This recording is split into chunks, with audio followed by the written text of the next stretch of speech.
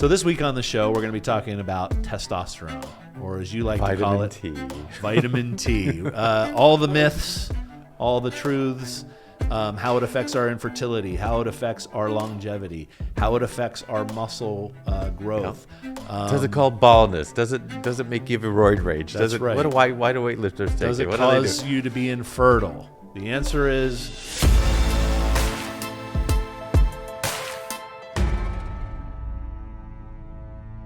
Hey everybody, what is up? This is Talk with Turek, and this is Dr. Paul Turek. My name is Rob Clyde, and welcome to episode 7 is what they're telling me. Wow. Congratulations, man. We've been, that's like it's legit. It's been a lot of fun. We have sea legs. We have sea legs. People say, oh, I've got a podcast. But once you get past episode 7, I think you have a podcast. Yeah, that's the cliff. First of all, let me comment on the sweater. My Lego sweater? So Jennifer said, I thought it was a Legoland sweater. It does kind of, so Legnano, is that how you say that? Yeah, it's a city in Italy, probably where Pirelli tires are made.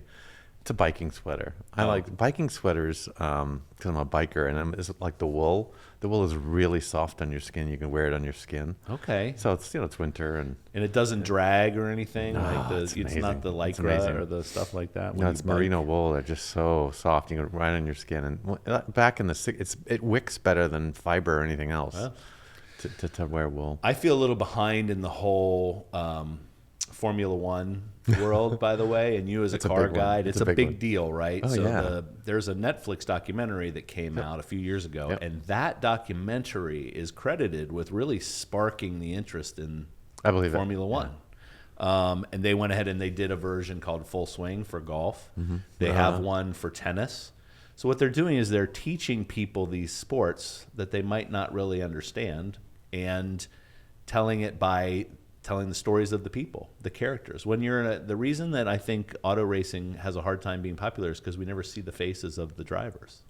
Right, and human behavior, right? The crashes, right. That kind of stuff. But you get to know them afterwards with some of these behind the scenes documentaries. Mm-hmm. You see their wives and their kids, and you start to really root for them. And see how athletic they are and Absolutely. Their reflexes. Just put a camera in one of those cars. It's just crazy. Well, that's what I'm saying. Okay, so I had a solemn week. Yeah, okay, tell me about it. I saw 2 patients this week, which kind of moved me a lot. Both of them wanted vasectomy reversals. Reversals of vasectomies. Got it. Which I do for a living. And they were both young. They both had families. How young-ish? 30s. Oh. Yeah, and they both came in, not excited about the prospect, and was like, that's a little interesting. They both came in alone, and which is usually unusual. Usually come as partners. And one of them said, my family's built, but my 3-year-old drowned a month ago. And the second one said, I had a stillborn about 8 weeks ago, at 36 weeks, born dead. And I just sat there and looked at him for about 5 minutes, and I was moved, and they clearly hadn't smiled for a while. So I'm quickly rushing them in to get that done, because that's something that never really goes away. That's a scar that will never, ever go away. So tell our audience the possibilities of reversal. So there's hope. So somebody makes a decision to stop their family. Something tragic happens to their family. They want to reverse it. It's possible.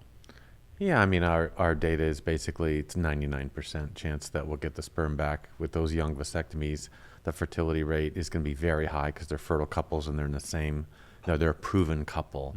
So it's in excess of 70, 80%. So it'll happen. Question is, how quickly can they get it done and get past it? It doesn't really help, but it does. It does. It does. It's not, when you think about it, it's like, well, they're just trying to replace their kid with another one. It's not like that. I can't imagine that. I can't either. I can't imagine that. But we talk about, so we try to joke on this program. We try to keep things, keep some levity, but we always come back, and I always talk about the mental part of this whole process, albeit fertility, trying to have kids, trying not to have kids. We were joking with the guys here in the studio today about the hassle of kids and they're younger guys. And I'm like, look, kids are overrated, just kind of joking. But yeah, this is real life stuff that you deal with. So I would say when patients come to you, yes, they need to know that the doctor part is taken care of. They've got that. They know you're smart. They know you have the history of success and you've done this a lot. But the bedside manner really matters, right? And so absolutely. I mean, for those guys, I was just quiet, and I said, let's see what we can do. And I gave them some data. I didn't extend it too much. I mean, their attention span is short. It's very acute. But think of it as, a cancer diagnosis, and then maybe triple it. Mm-hmm. In terms of impact on your life, triple the quality of life impact on that. They're devastated. And you don't want to talk about it, and people don't want to talk to you about it. So that's another thing too. So you don't necessarily get the hand on the shoulder support that you would with some of these things that are more really open. Talk about it. You just can't talk about break down. Jeez Louise. And they both broke down, and I told them I'm so proud of you for turning the corner or making this move, and we'll do the best we can. That's how I handled my vasectomy when we did the brosectomy. Part of the point was I said to my wife, "Let me handle this." Right? It's interesting. So I'm saying there is something about the cultural embarrassment of it being sexual, about it being about your testicles, your sexual health, your junk, so there's something, right? We're still a little timid about talking about just, again, I think that these men were just, I want to do this. And I don't think they could have, I think they spent a lot of time together, but I think they just wanted to do it, take control of something a little bit. But it is unusual to see a family building couple not come in together. Yeah. Well, for me, so that's why I just noted it. Anyway, there you go. Well, that's good. Well, that was your week, but that's part of life, man. And part of the show. Totally. We need to tell the good, the bad, and the ugly. So today we're going to talk about testosterone. We're going to talk about testosterone therapy and things that you do with some patients, and we're going to talk about anabolic steroids and kind of the world of roids, which vitamin T. What do you mean? The whole issue of testosterone, we call it vitamin T. See? Inside scoop. Yeah. You doctors sitting around talking of naming shit. Bangers, jumpers. So tell me about the myths of testosterone use. Give me a little brief. Let's talk about testosterone a little bit. Thank you. I think it's similar to sleep for your body, which is you can get along without it, but it's not the same, right? So it's kind of it's not an essential vitamin, but we call it a vitamin because it's pretty important. So if you want to be healthy, it's critical. So you won't be really healthy without it. Okay. But it's not that essential that you can live without it. So testosterone is a hormone. Right, so it's a hormone. And it's the male hormone. It's in both sexes have all the same hormones, but it's just levels that differ. So the equivalent in a female of testosterone in a male is estrogen. Okay. And but we all have estrogen, we all have testosterone. Okay. So it's ratios that matter. And it's really important for growth. So puberty is critical for puberty. It's critical for muscle mass. It's critical for reproductive health, so fertility. And it's critical for sexual health. So in terms of Goddard Darwin, this would be one of the most important things in your body because you're put here to eat, sleep, and reproduce.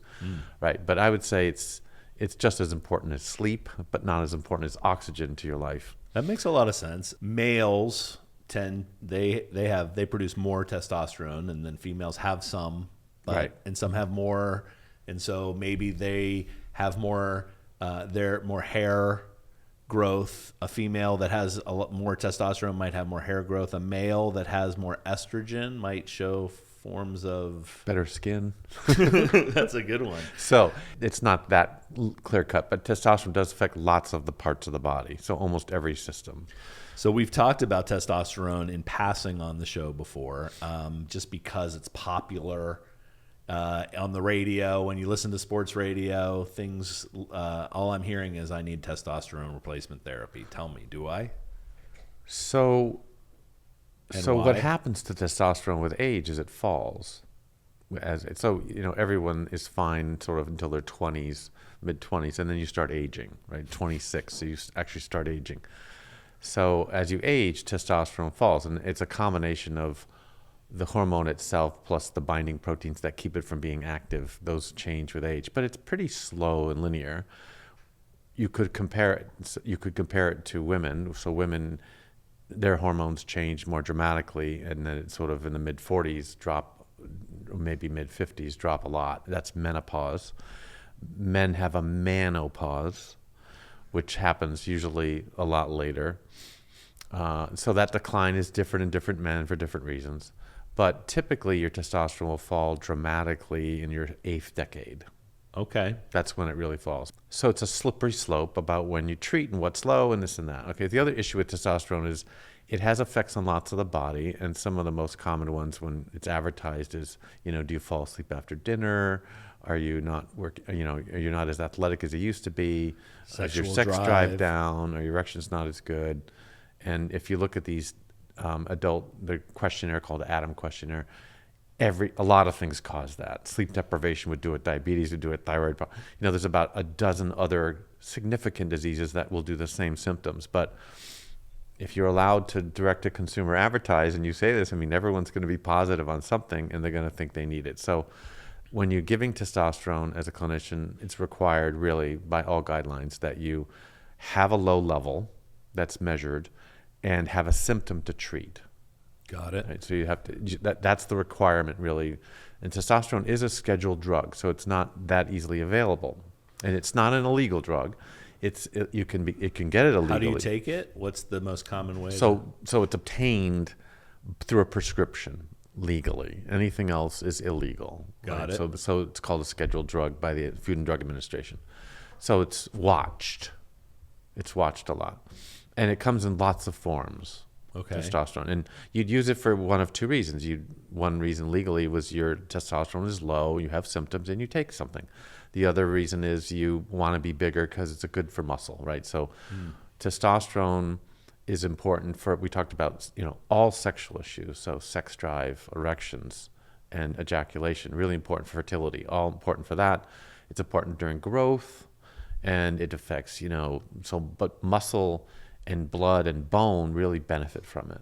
Really benefit. So it's linear. So I am in my 50s. I have definitely noticed I've lost some muscle over the last, say, 5 years. And I would like to start working out again and maybe get a little swole.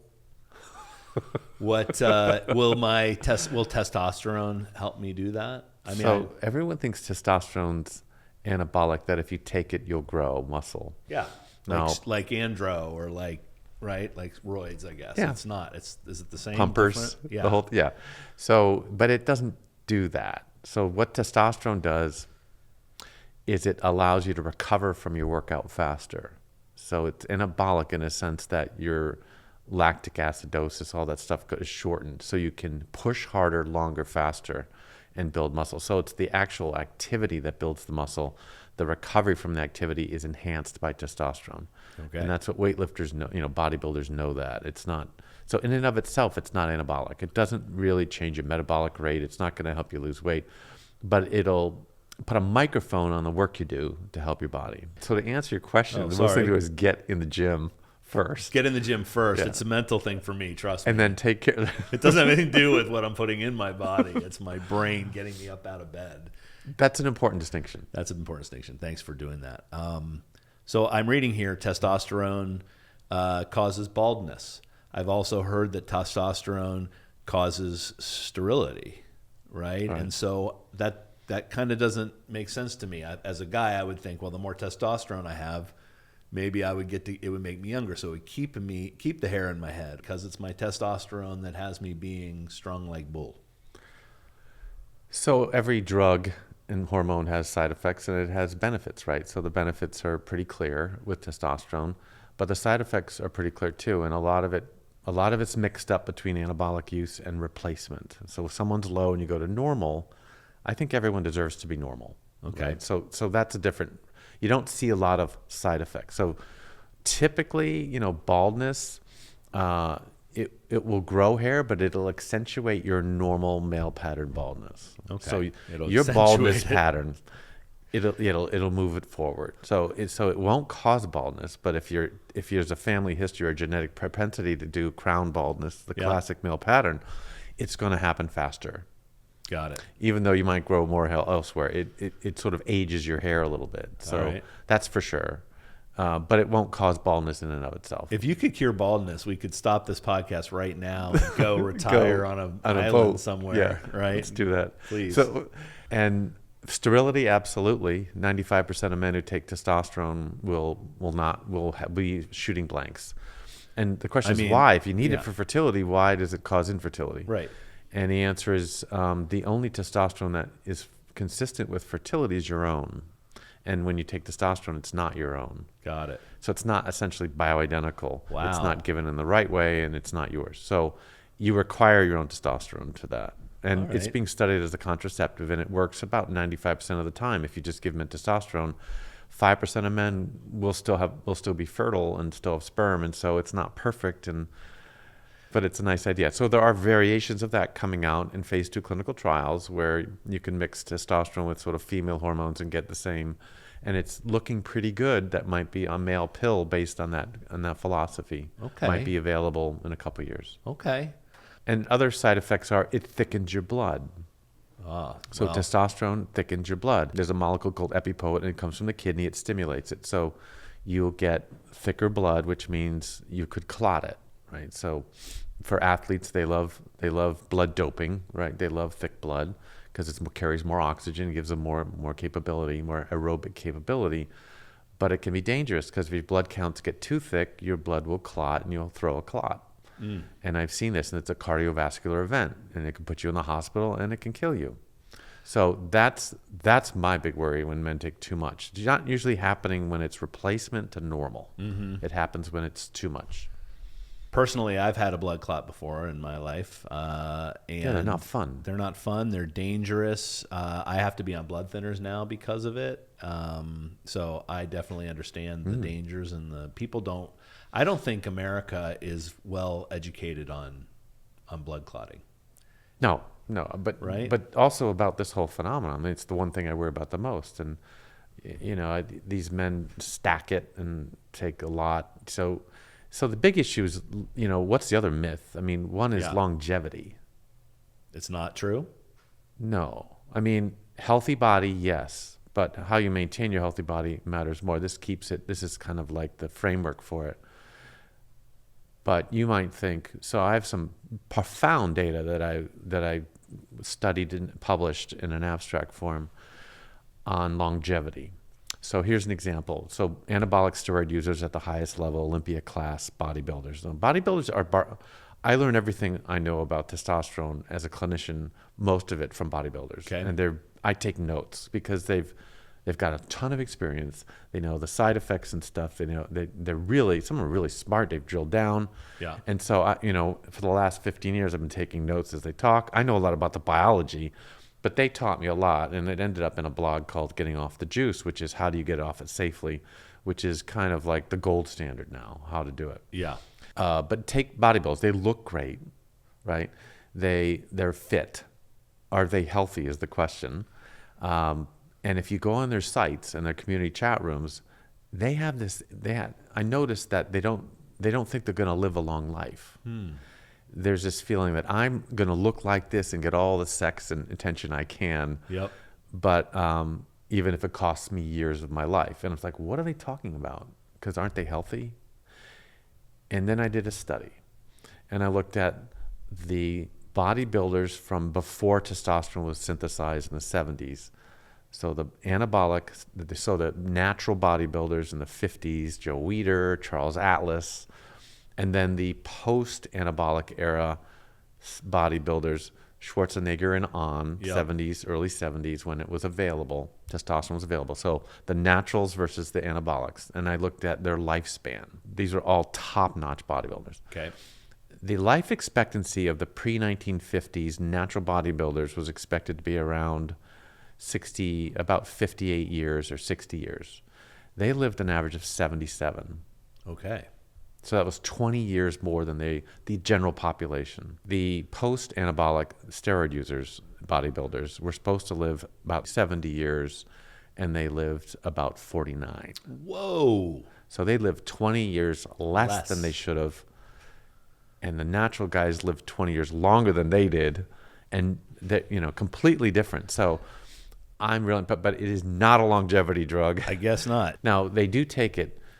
It's a nice way to take it because they cycle it, and they use one or more agents. That's called stacking, and then they cycle it, which means they don't take it all the time, which allows the system to recover. So they're more fertile by doing that, even though they take high levels, than men who take it constantly, because you turn the testicle off. If you turn the testicle off by giving a lot of testosterone, it's a feedback system. Your testicle turns off. Sperm production falls. Your native testosterone level falls. Your testicles will shrink. Okay. Yep. Some men find that disconcerting, and if you do it long enough, you don't recover. You don't recover your fertility, which is testicular driven. You don't recover normal hormone production. And I worry about men about 5 years or more of constant use. The steroid users, the anabolics, the bodybuilders have it down because they do breathe. They let the system breathe a little bit by cycling. But the constant use in young men, because it's low and they want replaced, is the worst scenario for fertility and testicular recovery. So the important thing about it being a clinician with testosterone is, it's got risks and benefits. Yeah. And if you're young, the question is, why is it low? If it's low and you're having symptoms, why? And I think a lot of clinicians, a lot of medicine doesn't ask why, because there's two ways it can be low. One way is your testicles failing to make it. It's being told to make it. Gas is going to the engine, but it's not running well. Okay. And that's testicular failure. That's usually happening at the end of life, not the beginning of life. Right. That's a rare event for a young guy, say less than 40. Yeah. The other issue is that the testicle's fine. Yep. It's an engine that's ready to run, but it's not getting the gas. The signaling, the hormone signaling is not there. Okay. And that's called secondary hypogonadism, and that's far more common in young men. Okay. So treating what is young it saying? men. What is it saying about them and their health? Like, why is that happening to them? So that's a great question, and the most common answer is stress. Really? Absolutely. Life stress. So if you're a caveman and you're running from a woolly mammoth and you're running hard and your nervous system ours is binary, right? It's either sympathetic, you're fight or flight, or you're rest and restore. You're running from something, a woolly mammoth or a saber-toothed tiger. Do you need testosterone? No. You need cortisol. What's cortisol do? Stress response. Okay, got it. Okay. So what happens to testosterone? It tanks. Until you rest, and then maybe you're behind a rock and you grab some berries and you fall asleep and you're safe. And then your testosterone turns on, rest and restore, to build your muscle back for the next run or whatever you have to do. Escaping your life from a saber-toothed tiger. But that's true of any animal. It's always the same. So rest and restore is where testosterone thrives. Okay. And the fight or flight response is not. So now what's stress? Well, stress is travel stress, financial stress, being connected to the internet all the time, not sleeping well. Olympic athletes tend to have low testosterone levels because they're working out too much. They're running too hard. And there was a great study, two good studies. One was military with Green Berets or Rangers, and they put a line in them to check their blood, and they did their Hell Week, their first week, and they checked their bloods every 12 hours. Their testosterone fell by 50%. But they were doing 22 hours of active duty and 2 hours of sleep and one meal a day. Right? So extreme stress. And there was a study of athletes who were good athletes who went to extreme athletes, 2 hours a day, ViO2, 80% maximum capacity. That means, like CrossFit, running, things like that. You're working pretty hard, almost to your max, 2 hours a day, 5 days a week. Testosterone fell by half. Sperm counts fell by half. And then they went back to moderate exercise, which was less than that, and they went back up again. So classic demonstration of which nervous system runs the show. You think you control your nervous system? You really don't. We are like cats and dogs. Yeah. Our nervous systems are quite responsive, but we sort of don't feel it. And so I see men who come in, I lost my erection, my testosterone's low. What's going on? I'm aging. And I said, really? He's 30 years old, right? And I said, what are you doing? What's your lifestyle like? How much sleep do you get? Oh, I get 3 hours a night. Training for a marathon at the same time. Yeah, right? I got a startup. I'm traveling 500,000 miles a year, and they're just crazy busy. But I'm not stressed. You're not stressed, right? Yeah. It's like, well, your body feels it. All right. So to me, I look at that and I say, you got to kill your stress. And for stress, I'd say for men, get physically tired. So acupuncture, massage, yoga, exercise. During COVID, I had 2 groups of men. They were super stressed about this once in a century thing called COVID. Sure. One group said, I'm just going to keep exercising, but got a Peloton, right? Everyone bought a Peloton. Peloton did well during COVID. Yes. And they got on it, and their response was, I'm just going to work out because that's all I can control is my health. And the other group had the drinks at 5, right? It's tea time. Bourbon Zooms is what I would do. So then you watch these guys, and 6 months later, you see the guys are exercising and just thriving. They're getting through it. They're doing well. And the men who aren't, testosterone's low, all that, they're really stressed out.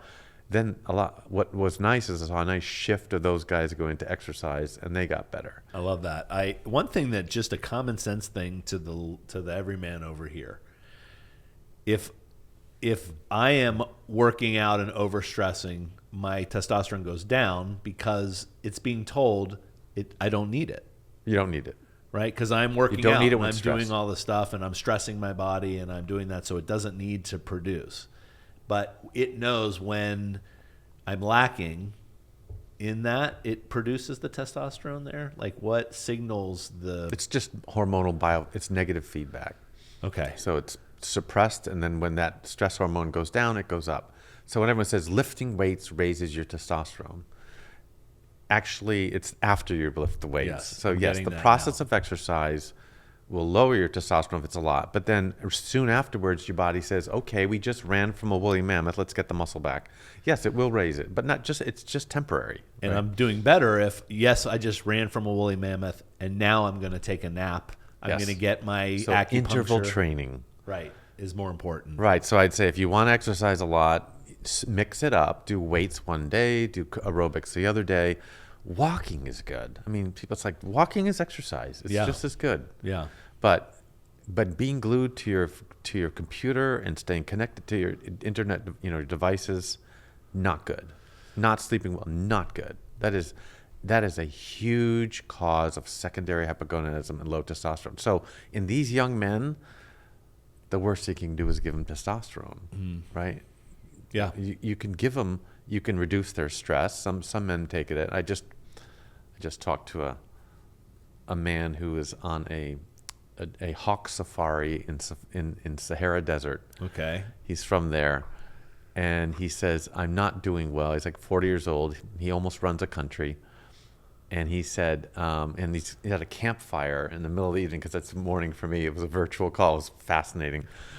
And they were hawk hunting. I don't know what animals they find in the desert, but they were hawk hunting with the family. And he said, my sex drive is down and my erections are good, and I'm 40 and I've got gray hair in my beard, and I've known him for years. And I said, do you know what's going on with stress? He said, well, there's a lot going on right now in the Middle East, this and that. And he's a powerful man. And I said, what's your sleep like? I said, I don't really get much sleep. And I said, well, how are you sleeping right now on this hunting trip with the fires? And the family said, I sleep really well. And I said, you need to reproduce that in your life. You need to realize that sleep is oxygen, and his testosterone's low. And it's low not because it's testicles failing, it's because he's not driving it, and he has the number. And I said, I can give you a pill, not testosterone. There's other things you can take that are more fertility preserving and more natural in a sense.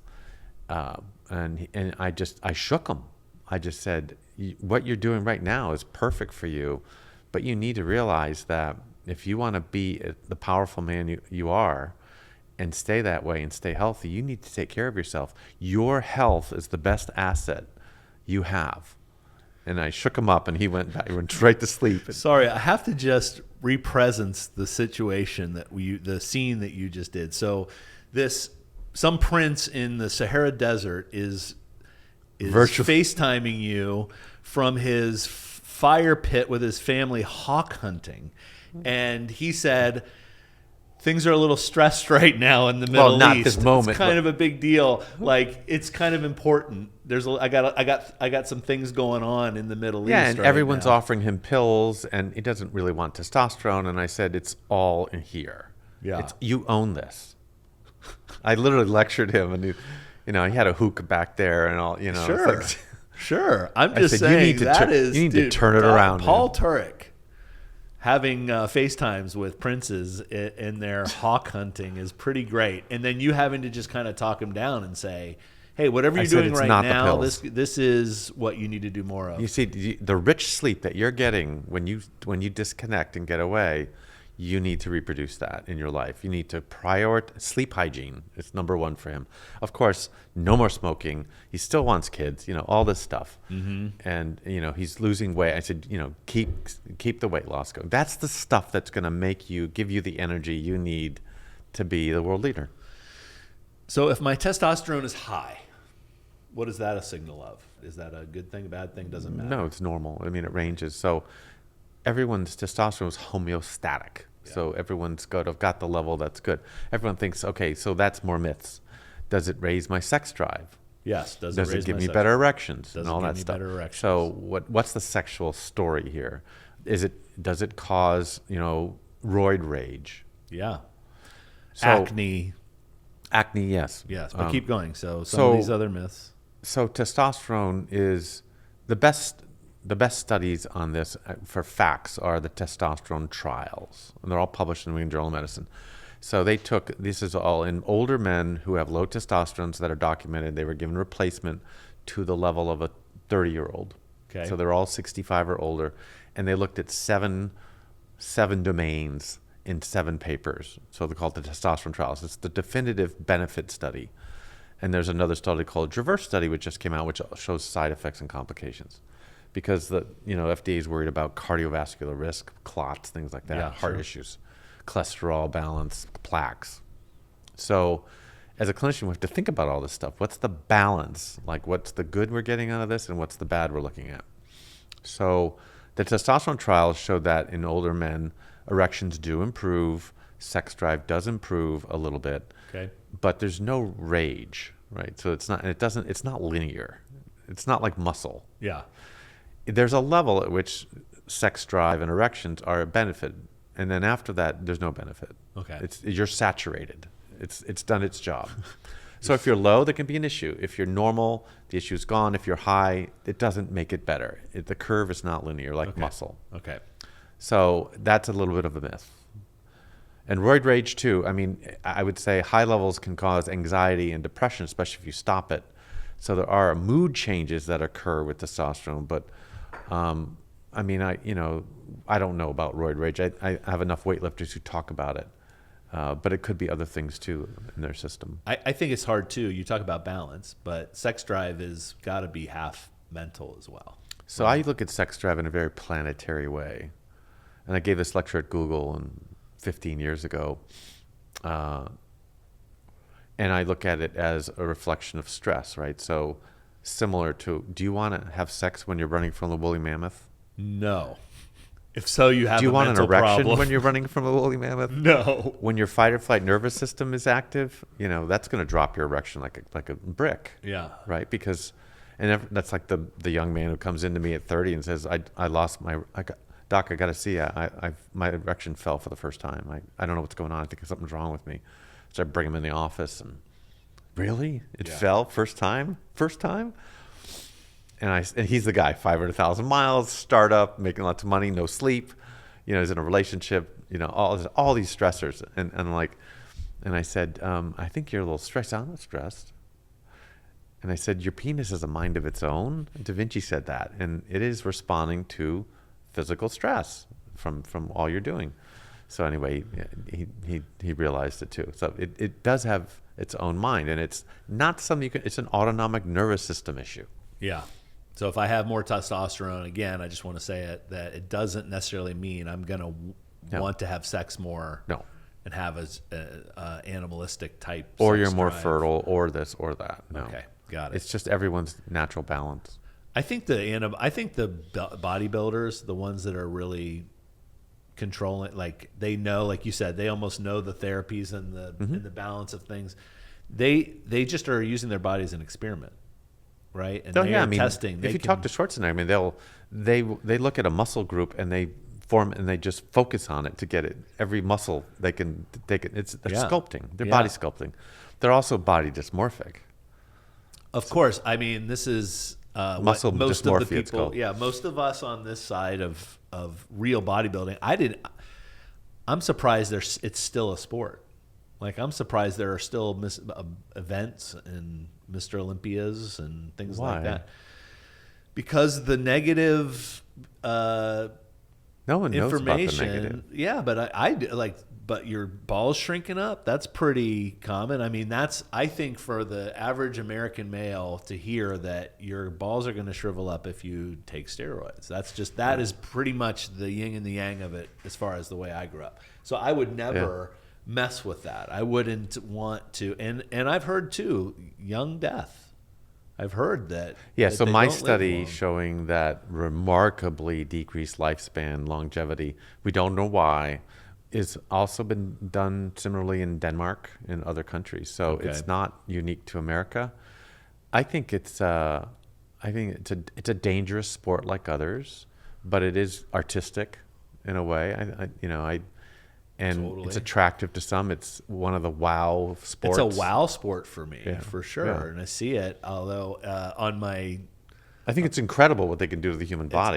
So I as an I anatomist, get into the experimental kind of the science part of it. I'm saying that's kind of cool. It's like a sport where you don't just have to be physical, you have to be smart, and that they're using like the experiments of these things. Right. And mostly that's done with a syringe. I'm guessing these guys are. So we can talk about how you take testosterone. But, it's interesting. This is an artistic sport, but the question is it a sport? That's the question. Should you call it just it's sort of like an artistic competition? So when you say it should be eliminated, I say maybe it shouldn't be called a sport. Well, I don't think it should be eliminated. I'm just surprised it's still a thing. Like boxing has, with UFC, boxing has gotten less popular, but that's another phenomenon. Like, I'm surprised that we have gone the way of punching each other in the face with less padding on our hands than more. And I cringe. I cringe. Yeah, well, that's what I'm saying. I cringe when a dude does a flex, and I know that he's. Yeah, it's probably the UV tanning beds that are killing them, right? Because that's probably just as bad. I think the point is bodybuilders aren't necessarily healthy. Yeah, interesting. And longevity is not a word you would use for that. Interesting. And I would say that Arnold Schwarzenegger is pretty lucky because he used a lot. I mean, if you watch his movies, and he used a lot, and he did beautifully. He did. Well, he's transitioned beautifully, is what you're saying too. Yeah, he did. But that's not typical. Yeah, these guys are dying at 49. He's Arnold. So beautiful. Arnold is. So another thing about testosterone that I find fascinating is there's advertisements. So how do you take it? Well, everyone says this is bioidentical versus something else. So testosterone can be given in like 6 different ways. You can get injections, which is the cheapest, that are sort of weekly or biweekly, and then you can take gels. There's several kinds of injections. There's an injection in the muscle. There's injections. We can put pellets in, like women's birth control. Okay. They have them under their arm. We can put them in their butt. And it lasts 4 to 6 months, and it's a nice even level. So it's a slow release pellet under the skin. It takes a couple minutes. So that's nice when you don't have other things to do. Yep. Right? When you don't want to show up or give yourself an injection, or you're traveling a lot. Kids. There's gels, which are the most popular. About 75% of the market is gels, which are basically suntan lotion you apply to your shoulders or somewhere in your body. And it's daily. It's very physiologic. The cream is what they call that. Tea creams, tea ointments. Yep. So cool. So we're talking, this is good. I'm really just getting from this conversation today that things like andro and the things that steroids from the 1990s and baseball, Mark McGwire and Sammy Sosa and all that. Remember the asterisk, Barry Bonds. All the asterisk, Barry Bonds, everything. It's all the same stuff is what you're saying. I know that it's refined and it's in specific, but like it's all testosterone building. Correct. And if you think you're getting something that's more natural. Yeah, by a powder protein kind of thing. No, I mean like if you're taking a testosterone supplement, it's identified as bioidentical. This is organic testosterone. It doesn't matter. It's all the same. It all acts the same. No matter where you get it, it's all synthetic. Got it. Right. The only bioidentical is your own. And so my movement in my practice is I have a lot of men getting off anabolics and they want to be natural bodybuilders, and I get them to that stage. And you can give HCG and Clomid and enclomiphene, and you can take these young men with secondary hypogonadism that have bad signaling or lazy pituitaries because of stress, and you can push them higher that way without taking testosterone, and you maintain the testicle size, you keep their fertility. It's much more physiologic. They don't get acne, they don't get thick blood, so the side effect profile is enormously low. So I push men as much as possible to do that route. What you can't do with that route is get into the testosterone's 300 to 1,000. You can't get into the 2,000 range with that. What about, you mentioned roid rage. So is there any kind of violent behavior that might? There are instances of that, and it's always blamed on something, but it could be the stressor. So it could make you moody or irritable, and that could be it, or depressed and anxious. So that's what really is going on, and how you respond to that is it could be roid rage. But yeah. So the other thing that the testosterone trials showed was that bone mass improves. So men tend to get weaker osteoporosis and weak bones, brittle bones as they age. When men get brittle bones and they have a hip fracture, their mortality rate is so much higher than women. So you don't want an older man breaking his hip. And so the testosterone trials show that it grows bone in older men, which is really powerful. It also, if your blood counts are low, it'll boost them. So there's a lot of basic physiology that's really improved. So it could be a longevity thing if taken just at normal levels. But not taking it at high levels, I don't think is longevity at all. Do you have patients come to you and say, I'm looking to live longer? How can you help me? All the time. Every day. So, man, I would love to come in and get a whole new, have you check me out and tell me what my T levels are and tell me how my bone density is doing and tell me all that kind of stuff and say, so I'm saying if I just walked into your office and said, I want to live longer, you would give me a physical of some sort? How would that? Would you say live longer, or would you say I want to live as long as I can? Why? Because that's two different things? Yeah, I think a lot of longevity, a lot of lifespan is driven by genetics. Yeah. And a lot of it's driven by lifestyle. Okay. So optimizing those will I want to live longer longevity. than my current genetic pattern has me. I'm not sure you can change that. So let's say my number is 80. Let's just be okay. Let's go on the air on the side of positivity. Let's say my number is 80. You're saying everything you do today on a daily basis will affect whether that goes down to 79, 78, 68. Absolutely. Lifestyle choices. But that lifestyle that I do, if I just do everything quote unquote perfectly and I do all the things that you're saying, I'm probably not going to get to 81. I wouldn't say that. I would say you can modify genetic risk factors, like for instance cholesterol. You can, if it's a family history and there's cardiac events in the family and you take cholesterol medication, you can extend your life a little bit. Okay. So you can move it. Yeah. You can move it around, but it's not going to go to 120. Right. So and you look at blue zone people, populations in the world that live over 100, centarians, super centarians are 110. They all have different ways of doing it. A cigar a day is a secret. A cup of really, sugary coffee a day did it. It used to be yogurt. I love from the chocolate. Russians. Chocolate is my secret, right? Yeah. So, and you look at the zones, where like Hawaii or, Australia or whatever, in Europe, parts of Europe, Okinawa, Japan, it's really the one commonality, and there's TV shows about blue zone, right? Yeah. Is really community. It's really stress. People who had a lot of love in their life, a lot of family, a lot of a stress-free existence, or managed it really well, tend to do the best. Okay.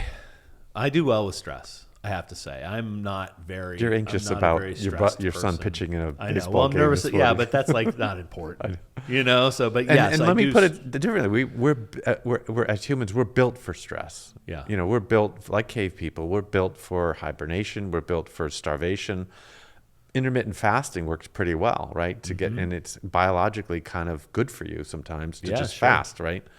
So the system's built for it. We're 500,000 years old.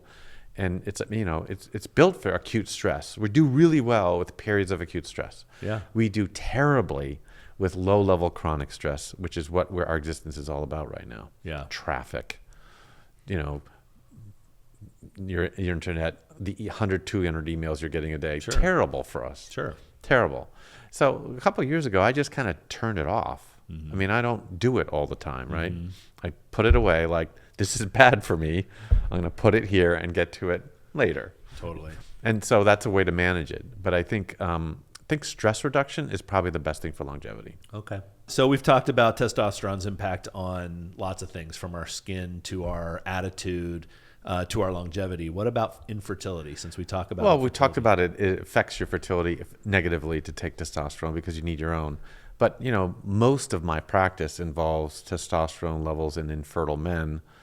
And I would say you need, and you're their own, right? So you need to have a normal level to make sperm. Okay. Right, because it's like water for the plant to blossom. Okay. You have to have FSH, which is the hormone, and that's sort of the sunlight to get it to blossom. And those levels need to be normal to have normal sperm production. But most of my men have no sperm. Yep. And some of them have low testosterone. So you would want to get it into the normal range and see what happens, because it could be the testosterone issue. I went to a meeting in London called Male Futures Session. It was a little pickup study meeting in London with a member of parliament there, Lord Winston, who is Lord Winston. Lord Winston of Parliament, talking about my testicles. He's a gynecologist who's a lord or whatever. Yeah. And he came to this fertility futures meeting, and he said, in England, there's a lot of men who are needing testosterone at a really young age. Okay. And it's costing a lot of money to replace them for testosterone in their 30s for 60 years at $500 a month or whatever. Looking at, there's a blip that's happened. And he sat at this meeting as a big picture guy. And he said, what's going on? Because it's new. And one question is it just awareness?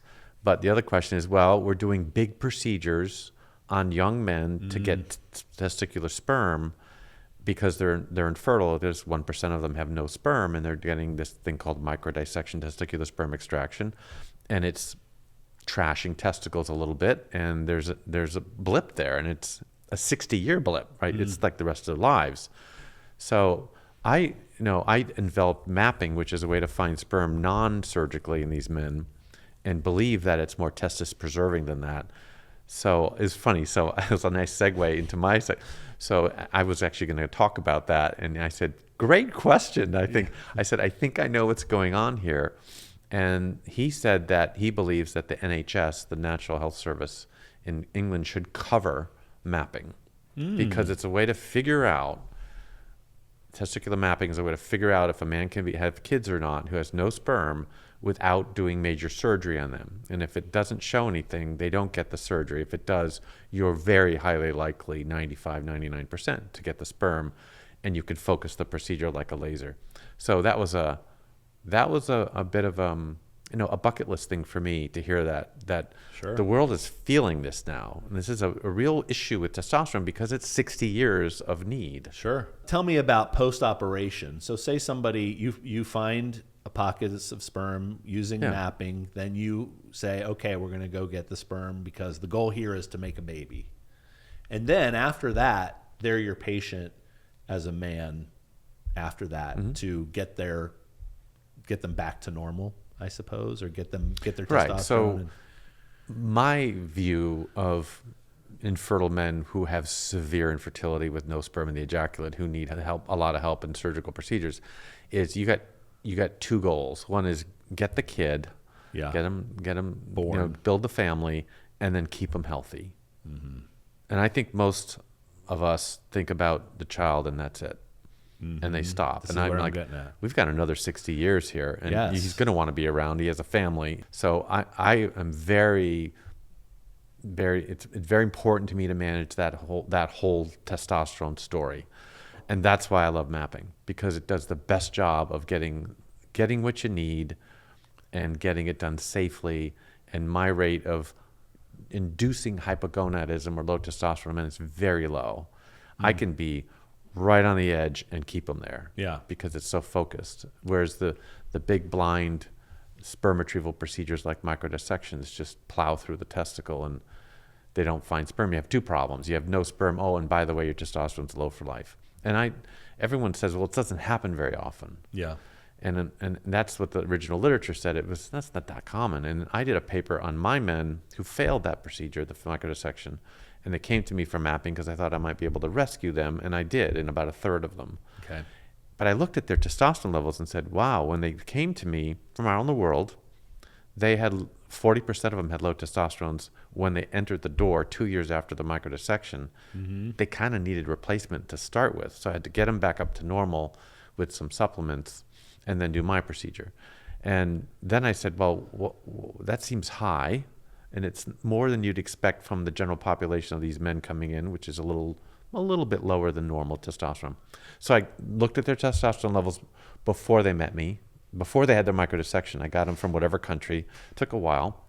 And then I compared it to after, and something like 35, 1/3 easily, were normal before that procedure, that large microdissection procedure. And at 2 years later, they were low. Wow. Before they saw me. So It's not incidental. It's not a rare. It's not a less than 10. It's a significant chunk. And that's new. And it took a year to publish that. Yeah. No one wanted to hear it. But we have to think about longevity and the health of these men after we're done with them. Something that I don't think anybody thinks about. It's like, just got to get the kid. Think about the stress that guy is going through, like we've talked about. Think about the expectations on that. Think about, like you said, plowing through their testicles, dissection. This is all pretty intense stuff to get the kid. But then you're saying, cool, we can do it now, though. There's miraculous outcomes that people can have kids that couldn't. They're biological kids. And that is very important to us right now in the human race, the possibility of being able to do that. Right. You're just saying, cool, we can do this, but please think ahead of the whole story. The corollary is cancer therapy in the beginning of chemotherapy. So a young kid comes in, or a young guy, or even a child who comes in, and they throw a ton of chemo at the sarcoma or at the lymphoma because they know it works and they're out for the cure. Sure. And then you look at collateral damage, right? But you didn't do collateral damage early on. You're just curing them because that's by far the most important thing. We're in that stage. I've never been in that stage. I've always okay, we can do this.